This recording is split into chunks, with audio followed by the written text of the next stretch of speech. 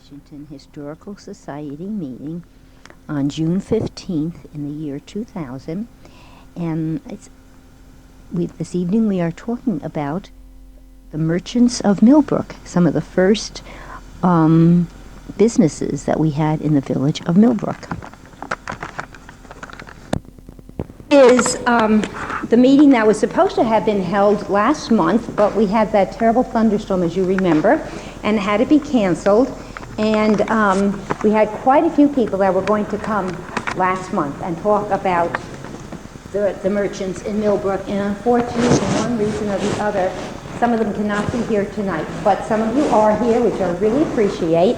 And I'm sure there are so many merchants in Millbrook that we can have, another program with merchants in Millbrook, because it just, every time I talk to someone says, oh, you should talk to Chubby Wicker. You should talk with, somebody else, and it just goes on and on and on. So we have a lot of people that we can talk to and try to get some information on. I'm going to start with you, Nancy. And Carrie, you want to come over here to being that you're part of the village department store? Behind Effie. Okay. Actually, there before we were. Okay. Right there.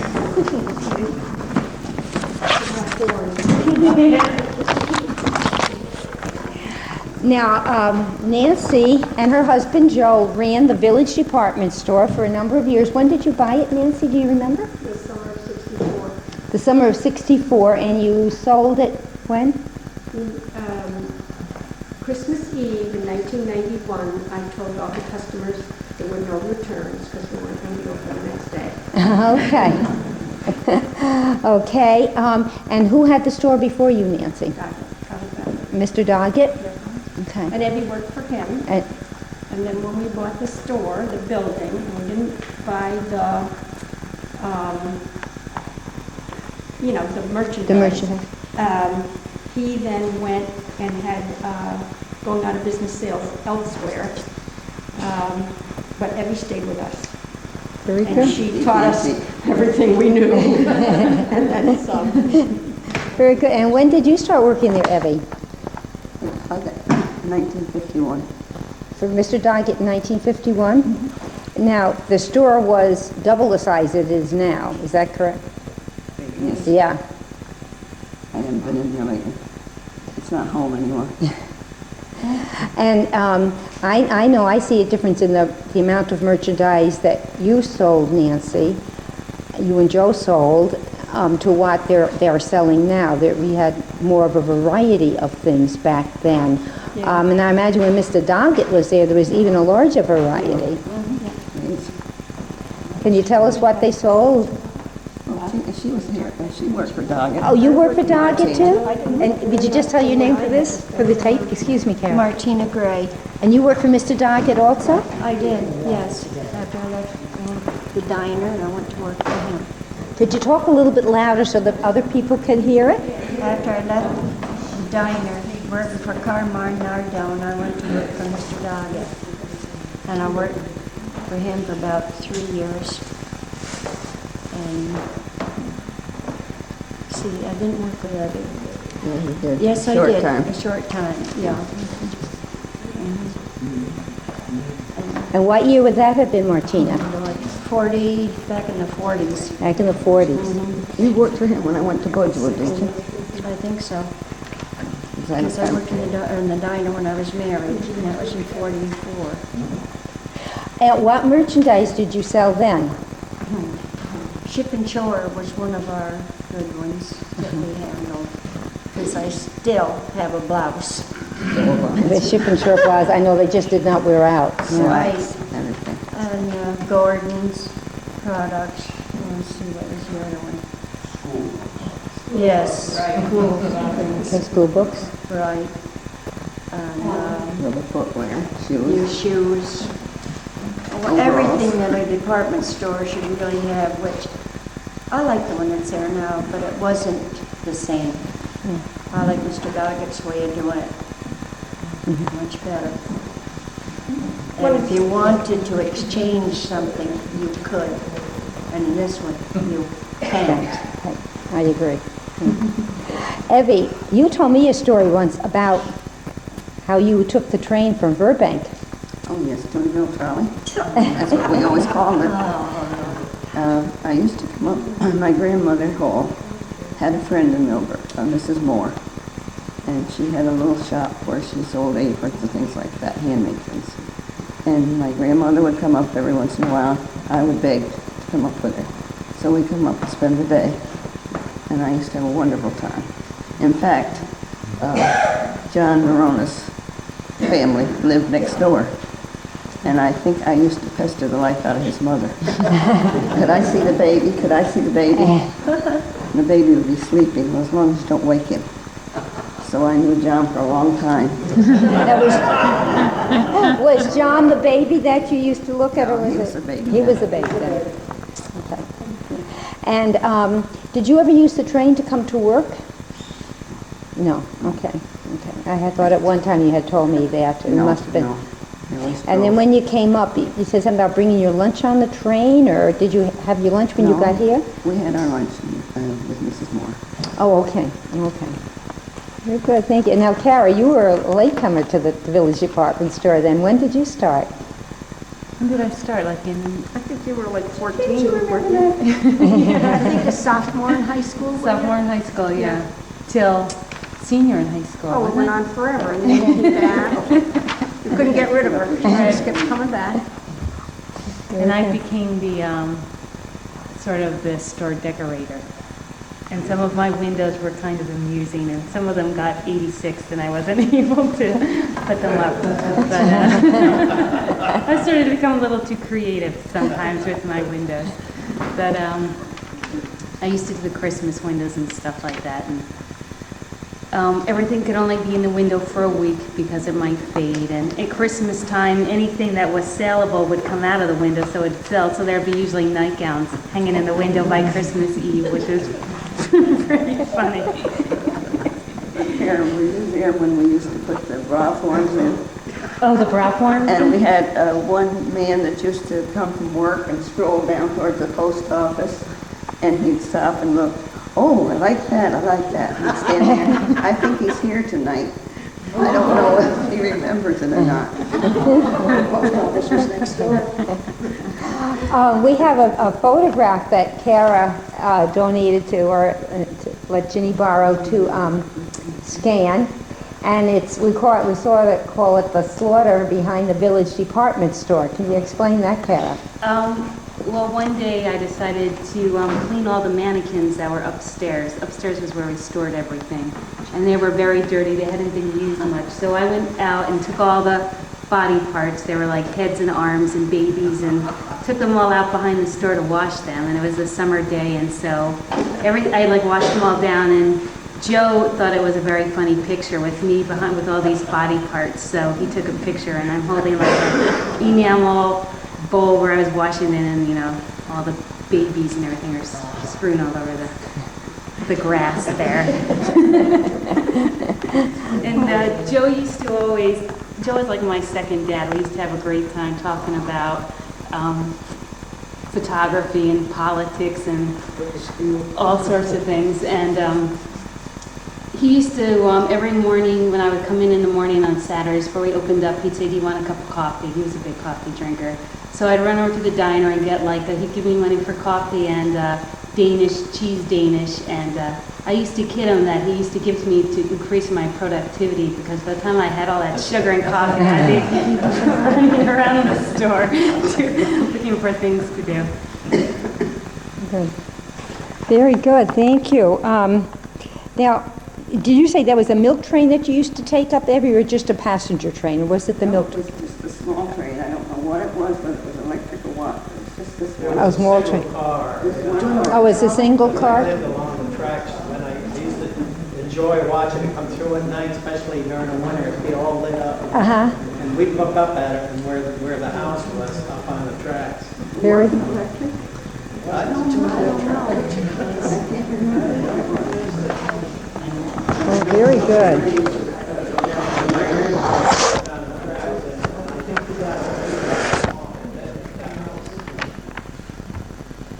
Okay, then, let's see, Birch Velletri, you're here tonight. Now, Velletri's and Sons, how long have they been in business, Bert?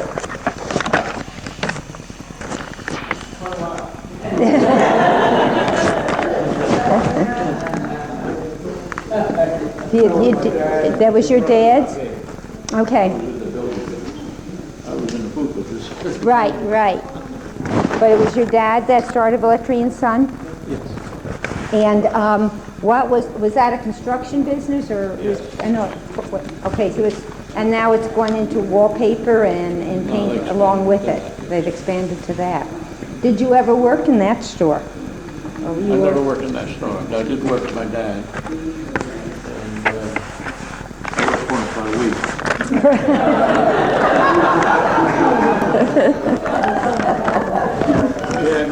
He had me carry shingles, bundles of shingles which weighed 80 pounds, I think, at the time. Up 2 stories on a ladder, and that was enough for me.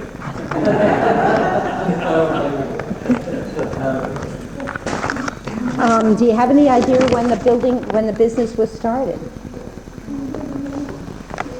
I really haven't. You know, okay. This was gotta be something, at least And then was it just your, at least 70 years ago. at least 70 years ago? Was there, was it just your dad that started the business, or? Well, he had my brother Louis and Joe with him. Okay, okay. So this was Velletri's and They were Son. young, but Yeah, they were okay. going to school at the time. But they did quite a lot. Built quite a few homes here in Millbrook. Could you just talk a little bit louder, because I'm not sure that everybody on the other corners can hear you. Yeah. And then one other thing, when I was talking with you on the telephone, I can remember when we moved to Millbrook, which was 71, we cleared all our property and we did a lot of the work on our house ourselves, and we only moved from the town of LaGrange, so we were only 20 minutes away. But we used to pack our lunch and come over to work every weekend on the house and in the yard. And we'd sometimes run out of things to drink, so the only store that was open at that time was Jim Dunn's, the IGA store, which is where the drugstore is now. And I can remember going in there on a Sunday to pick up, something else to drink, and you were there as you were the butcher, is that correct? We had 2 stores there, Jim Dunn's and Velletri's Market. Okay. And so how long did you work with Ed Dunn then? Oh, Jim Dunn? I started when I was 13 years old. I'm not going to tell you how old I am now. Going to school. Over 60 years now. Before and after school. In those days, the Prof. Anderson would assign us to where we'd go to work at once. But then I went to work for Jim probably steady. Probably in after I left, after I graduated high school. Until I went in the Army. And then when I came back, I took over the meat department at Velletri's Market. Okay. In those days, we just had the one side of the store. And the other side was the undertaker. It was Alan's funeral home in those days. I mean, Now, is that all the work was done at home. I mean, if you walked in the wrong back door, you might be surprised. Now, you say Al's funeral home, would that be where the gift shop is now? That's right. Okay. The upstairs was the embalming room and the display room. But of course, in those days, when I say display room, they just displayed caskets. But the viewing was done at home. At the home. Oh, okay, yeah. People were laid out at home, not in the funeral home. And then, I can't remember. Then you mentioned to me when I was talking to you on the telephone, Bert, about another grocery store on Front Street. Where would that have been? Front Street, where's Front Street? That's where Marona's is, That was Dean's. Oh, Dean's? But then if you go across, John probably remembers, Joe Yates. Right on Dr. Crowell's offices. Right. Where Dr. Crowell's office is, it was another grocery store? Yeah, Mr. Yates. Oh, Joe Yates. Joe Yates. oh, okay, I was not aware of that one at all, yeah. I got it on my map there. Oh, you have another map, wonderful. Yeah, Very the good. Seppi brothers up above his store on Main Street there. The Seppi brothers had a grocery store. Later, yeah. Ideal market. Ideal market.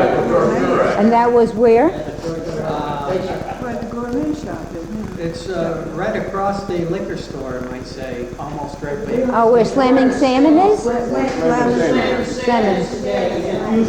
Ideal market. That was second. Oh, and that was, was owned by Bill Seppi. Bill Seppi. oh, okay. and Louis. Believe it or not, Mrs. O'Neill, that was the first Millbrook ambulance, was used for the ambulance service before we got our new ambulance in 1947. This, They used his station wagon as an ambulance, believe it or not. And he was so treasured, he told me that 100 times. Bill did. yeah. Bill Seppi, About using his station wagon over the years for ambulance service. And that's how the ambulance got to be built. Wow, that's interesting. Any job? Yes. Wasn't there a furniture store involved by the other, in the half of Dunn's? I can remember going to buy a rocking chair with my mother. With Alice, they had furniture as well as an undertaking place? In those days, the undertaker sold furniture beside, Oh, all the undertakers sold furniture. really? Oh, Bill yeah. Ham over in Amenia, Huh. all the old-time country undertakers sold furniture on site. Oh. In case you didn't die, they got you in the bed for it. They were, that's what their business was. There was another grocery store in the same spot at one time. It was Wetherill and Moore. Where Jimmy Dunn was? Yeah. Okay, And then between the Central Hudson building, office there. okay. We also had an antique, where the laundromat is. My brother owns a laundromat. Yeah, This is Wetherill and Moore. Hart. Oh, Jim Hart, I remember, yeah. Yeah. so that was the A and P? Yeah, where my Okay. brother's laundromat is now. That was in 19... That was during the, early 1940. This is, let's see. This store, this building, isn't this, department store now? Well, this store in those days was facing Front Street. Right, yeah. This is where the Millbrook department store is now. But years ago, you see, it faced Front Street. Now the opening is on Franklin Avenue, this side, so the opening is over here. But originally, the main entrance was on Front Street. And what was that building? It was the village Is this department. all the village department? It is now. It is now. What is But it? What was it then? was it Mr. What am I looking at a Doggett? picture Yeah. Let's see what, see, George H. Brown purchased it or something? That, okay, who, in, rented that AMC back in the 30s. pardon me? Wasn't that part of the Albert Burton store? He rented that AMC in the 30s. Oh, really? So that was the, I know. where your village department store was, it had been an A and P for a while? One end of it. And here's where else. In the Giacomo, oh, okay. Where the laundromat is. Oh, okay, okay. Well, the picture that was, Ginny, the picture that you sent out in your flyer, who owned then it was a department store at that time, wasn't it? Yes. And who owned it, is the question. It started in 1870, Constance and Smith, somebody died along the way, and then it was the Smiths, then it became Smith and Birch, and at that time it was probably just Birch. Birch, He yeah, took E.A. over in Birch. 1902, and I think he sold it in the 40s. But didn't Keever own that whole corner as a big department store, and then it caught a fire, and then after it caught a fire, I think they built it up again. No, that's a different block. Yeah, that's the other, on the other side. That was on the other side. That's Church Street, I think That was you're on thinking Church of, the Street. fire on Church Street. Yeah. You gotta bring up Helen Patron Balls. Yeah. Aunt Nunzio's. Because I really had a big department store, Caver was quite. It's 8:45. The village department store in Marona used to be a post office. Between the Village Department Store and Marona's, which is, we used to be Cherchez, and now it's the architect's place. That used to be the post office. That's this little building over here then. Right, yeah.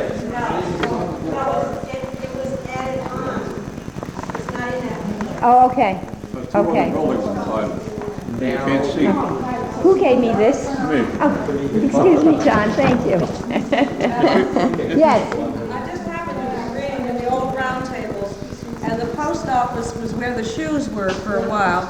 And then in 1926, Albert Birch won bid to have the post office, and he built something, I forget the dimensions now, but he built that piece on then for the post office. oh, okay. 1926. Very good, thank you. Then Helen Patron Ball, told me your aunt owned, The grocery store across from post office, stone building there. which is now the lawyer's office. And Giffords Lawyer's office. And they were in business there for about 60 years.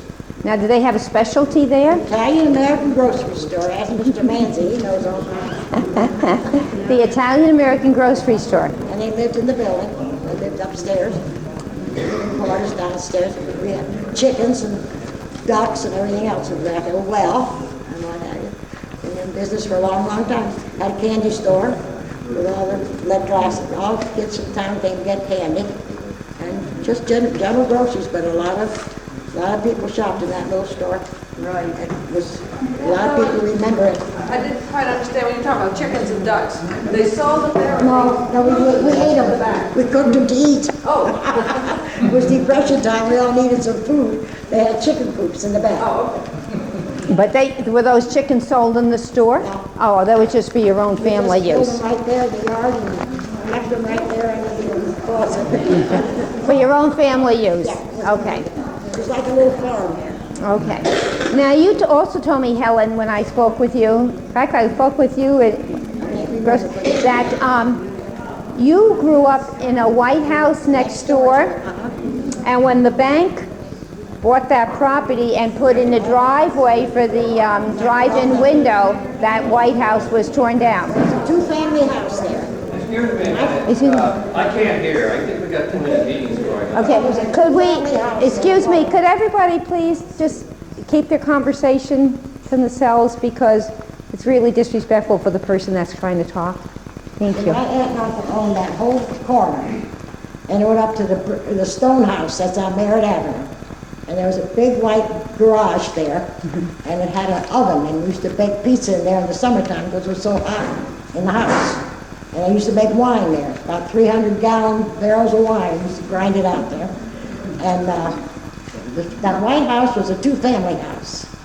And I lived in one house, small house with my family, and the other house was the Castaldi's, John Castaldi. He was a barber, and raised a family here in Millbrook. They graduated here. And one of their sons got to be a judge in the state of New York. And then my brother was born in that house, and he cried when they knocked it down. That's it. And that's the house that was torn down when the bank put the driveway in for the drive-in window. Yeah. Okay. John Marone, I understand you threw something else for us, a map again or something?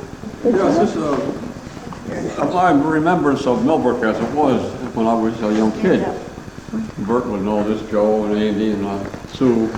It's kind of hard to show everybody, but I'll leave it here with you. But it's all the old stores that were in Millbrook. Wow. This is fantastic, John. Thank you so much. Pardon? When were you a kid? 1930s? 1930s is this? When you were a kid? Even before that? In the early 30s. Early 30s.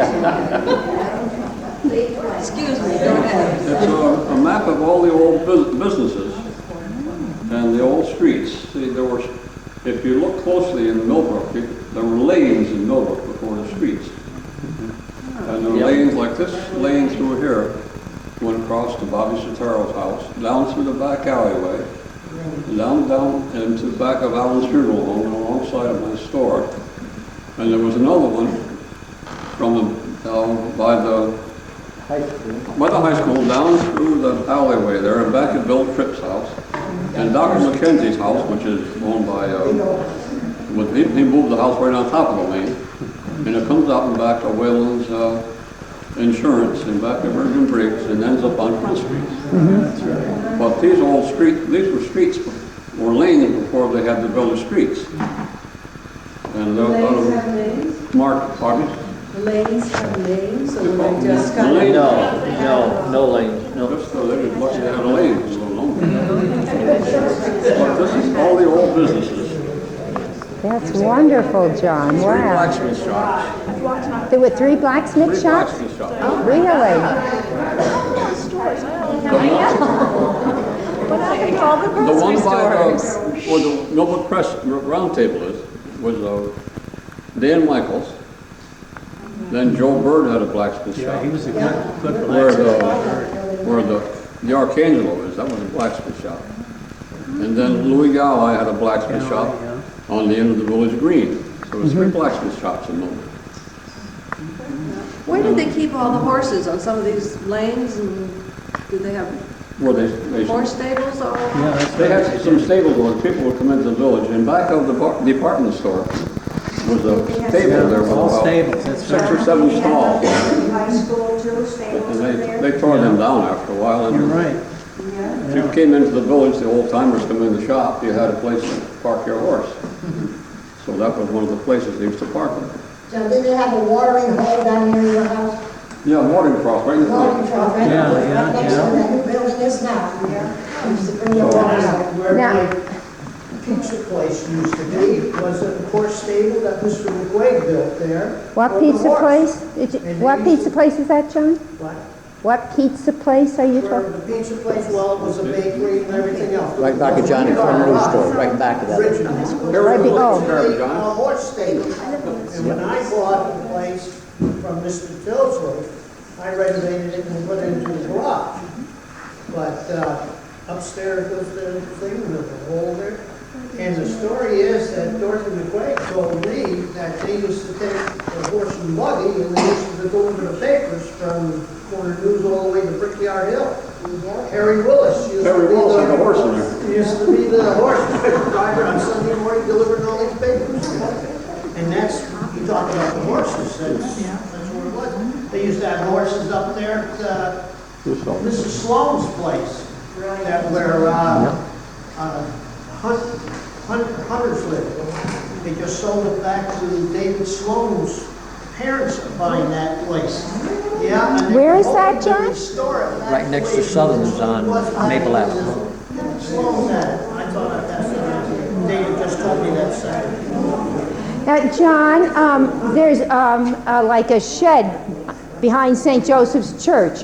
Was that, now it has some doors, but when we moved here, that was all, that was all open. Was that was a horse shed, wasn't it? Yeah. Yeah. Privy back there also. Pardon me? There was a privy. Oh, there's a privy back there also? Okay. Let's see, Andy and Joe, the Manseys had the Grape Shade. Yeah, but we had a grocery You had the grocery store prior to the Grape Shade? Before that, in the early 1920s, my father and mother bought from the Fagels, which is across the street from where the Grape Shade is, a grocery store. So my mother put that in the front part of our house, and we sold groceries there. And in 1933, my dad opened the Grape Shade. No, wait, the beer license came back. He got the beer license in the store first. Could you talk a little bit louder, Andy, Okay. because so we The can hear beer you? license came in 33, so we sold beer in the store first, Oh, okay. and then the Grape Shade. And we used to make wine from the grape. The Grape Shade was called because we had grape barbers all around the place. And we used to make wine, but once my dad had a liquor license and wine license, you couldn't make grapes anymore because they were